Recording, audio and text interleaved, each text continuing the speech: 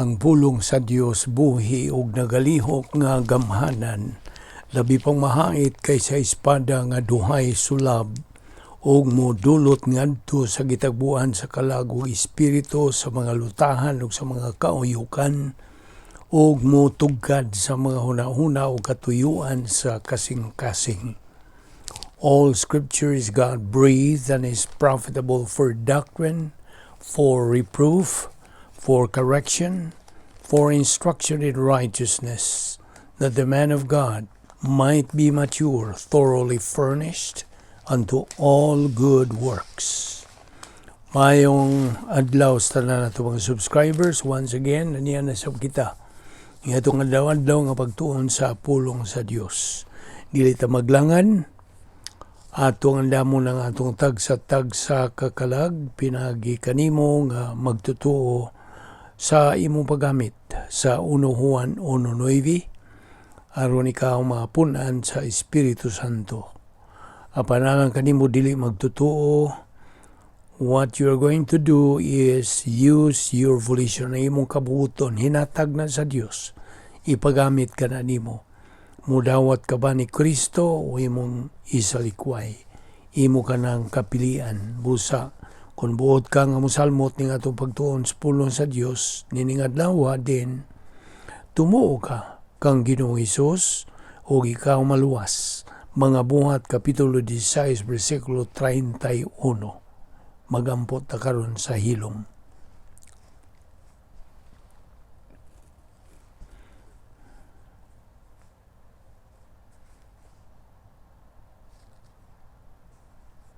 Balangan na mga Diyos, nagpasalamat kami kanimo ning lano sa mga adlaw nga imong gidugang sa among kinabuhi. Timaylan nga ang imong plano sa among tagsa-tagsa ka kinabuhi nagapadayon pa. Ug nga ikaw buot pa nga magatubo kini among kalag hangtod magkabot na among tumong nga mao ang espirituhanong pagkahamtong. Ubani kami karon sa among pagpadayon sa pagtuon sa imong pulong pinaagi, sa paglamdag kanamo sa balang Espiritu Santo nga mao lamang ang bugtong magtutudlo sa kamatuoran. Og andama kami karon, hagita kami karon, dasiga kami sa among pagpadayon nini among pagpakaon sa among tagsa kakalag. Salamat ni among Bible study pinagi sa YouTube sa Balbido Evangelistic Ministry kining tanan. Among ipasalamatan sa ngalan ni Ginoong Jesucristo. Amen. Okay. Developing divine viewpoint. Pag-ugmad o pagkaton, pagdugang mga panghuna-huna sa Dios. Divine viewpoint. Now, kagahapon, gig-review, mao kini ang gibuhat ni Ginoong Jesucristo dito sa cross, sa iyang pagpakamatay tungod sa atong mga kasalanan. Pagtubos, pagtagbaw, pagpasiguli. Kining tulo, redemption, justification, or propitiation, and reconciliation. These three come from God's perfect righteousness, perfect love, and perfect justice. Kay kining atong redemption, ang kaluwasan, were made possible through these three: perfect righteousness, justice, and love. Kay kining tulo, they compose God's perfect integrity, ang yang hingpit nga pagka-masaligan. Mao ba na binisaya, integrity, pagkamasaligan sa Dios. Okay, karon sa atong pagpadayon, nini ang atong pagtuon, atong tukbilon ang bahin sa retroactive positional death nga naangkon ni Ginoong Jesucristo samtang siya nagpasakit tungkol sa atong mga kasalanan. Dunay tulo: identification with the Lord Jesus Christ, spiritual death; ikaduha, identification with His physical death; ug ang ikatulo, identification with His burial. Okay? Timani. Identification with His spiritual death. O niadtong mbot pasabot ang atong giila na taba. Giila, we are identified sa iyang spiritual death. O niadtong higayuna, iyang gisalikway ang tawhanong maayo og dautan. He rejected human good and evil. Mao na identification with his spiritual death. Ang ikaduha, identification with our Lord's physical death. Primero, spiritual death man to, karon physical death na. His separation, ang iyang pagbuwag na gyud. His separation from human good and evil. Mibuwag siya sa tawhanong maayo ug dautan. Ug ang ikatulo, identification with his burial. Pag-ila nato sa iyang paglubong. Ang iyang nagyong tangtang gyud, divorcement from human good and evil. Okay? Iyan nagyong divorce kadto inuntang pulunga. Okay? Karon na tas Isaias kapitulo 5 versikulo 20 ngadto 21. Nagkanayon kining maong duha ka bersikulo. Woe to those who call evil good, good as evil. Now, mamangyod ni ang ingnon tamurag mo na ni trend karong panahon na. In these last days, mo na gyud. Daghan na yung mga tao mo ingon nga ang unsay dautan maayo, ug unsay maayo dautan. Tiyaw mo na pagtuis na nila. Now, what is the technical word for this verse? Ibaw ka? Ang technical word ni doctrinally is reverse process reversionism. Ibaw ang tasa 8 kanang katong mga pagsuway o kanang reversionism, 8 stages of reversionism. Now, we don't have to review that. Inumdumi, kadtong tulo ka arrogant skills. Inumdum ka pa. Ang una, self-justification. Pagpangatarungan sa kaugalingon. Ikaduha, self-deception.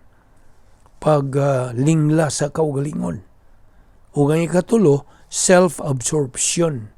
Katong imo nagyong kanang tutok sa mga kaugalingon, nahulma na gyud tanan. It's all na gyud. That is absorption.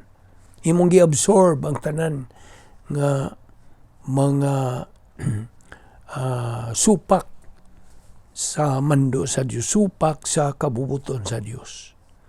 Now, dunay duha ka matang sa kanang pag-isip. Ito maning gibinsayang imputation as pag-isip. Okay, ang una nini real. Ikaduha, judicial. Okay, atong hinahinayan niya, aron di kamuwas passing. Ang una, real.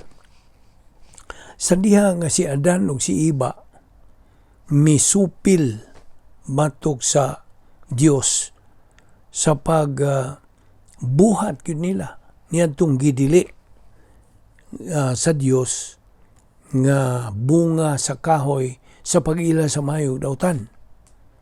Now, ang ilang status, ang ilang kahimtang, since then, they were physically alive but spiritually dead. Dugangan pagyugog, kinaiyang makasasala. Na mao kini ang panunod natong mga sumusunod, mga kaliwat nila ni Adan ug ni Iba. Inigatawa na to, inigahimugson na to ng kalibutan na we are declared physically alive, buhita, ginawa man ta, but spiritually dead.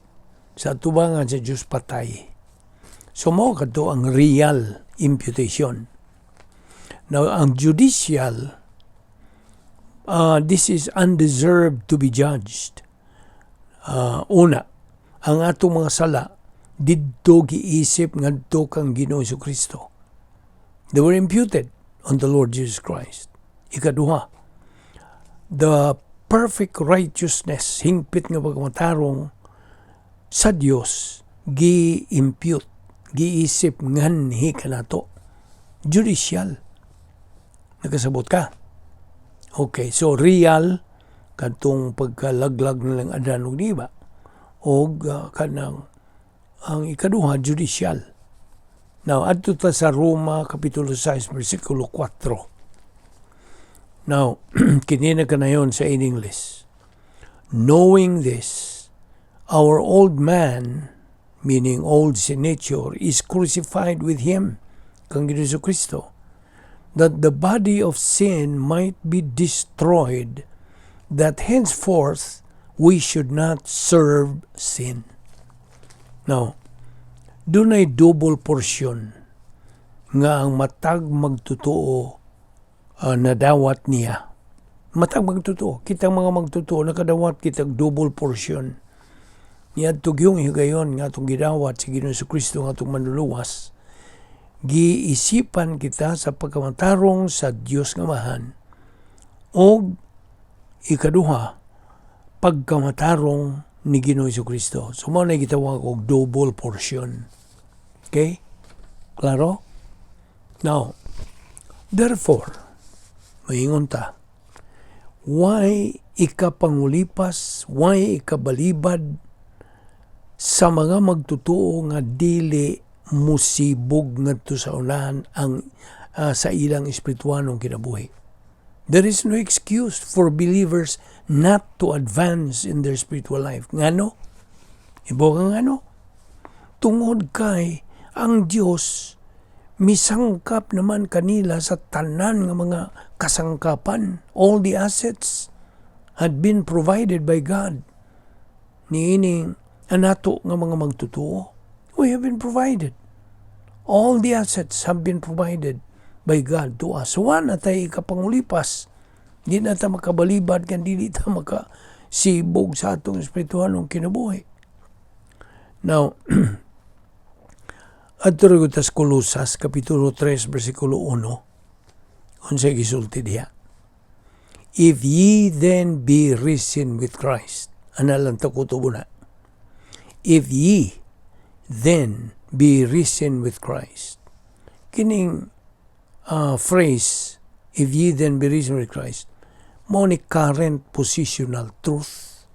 Current, pagkakaroon. Now, ato ragod ning isgutan kining maong phrase ka, if ye then be risen with Christ. If, may gauna, di ba? If, conditional. Now, kining if din sabi di siya, kon, na ni gipahimutang sa Grigong pulong first class condition. Okay? Doon na may tulo ka class conditions. First, second, and third. Ang first class condition nagatubag sa pangutana og yes. Oo. Ang second class condition is no. Ang third class condition, maybe yes, maybe no. Okay? Now, ang prothesis, sabi ni saya, pasiuna, premise ni, mo ni premise, pasiuna. Unya ang apodosis, mao na ni ang gasunod. Nagasunod ba? Konklusyon. So, kining maong teksto, Kolosas 3:1, kining kondisyon dinhi, tinuod ni. The condition is true. Thus, it's in the first class condition. Okay? Nga mutubag sa pangutana. Nga mutubag og yes. Okay. Padayon tanining maong bersikulo. Verse 1, if ye then be risen with Christ. Okay? Now, kining sunod nini, if ye then be risen with Christ, seek. Okay? May sunod nga pulong. Seek. Sa Grigong pulong is zeteo. Ang buta sabot sa zeteo is to search, to learn. Pagpangita, og sa cut-on to learn. Now, kining seek dinhi, sa in English, naghulagway kini to carefully investigate or search. So, seek, kanang seek diha, careful investigation or searching. Nya, ikadua, to try to find out. Ug binisayo nimo ni, pagsuta, pagsusi. Okay? Nakamong mga lihiro, larino, kayo mga laom ng mga binisaya, sunda lang ko niini ko. Doon na mo ika-suggest o correct, okay? I would appreciate. So, primero, careful investigation or searching. Ikadua, to try to find out, meaning pagsuta, pagsusi. Ikatulo, to seek information. Binisayo ni mo pag-usisa. Di ba? Unyang ikaupat, keep seeking, padayon sa pagpangita. Now, ang Grigong pulong perazzo means in English to try to test, to examine, pagsuway ba? O ang dokimazzo is to kanang pareharan sila, to try to test. Now, this means customary iterative present, to attempt to learn by careful investigation or searching. Now, by this time, ako nang presume nga nahibaw na mo pasabot sa positional truth. Sa ato nang nahibawan, this is divided or categorized into two: retroactive o current. Okay? Now, okay. Ato ning ipadayon ugma. Dini una kita mo hunong sa atong tuki bahin ini o kaya og sipyat sa pagsunod nini ugma.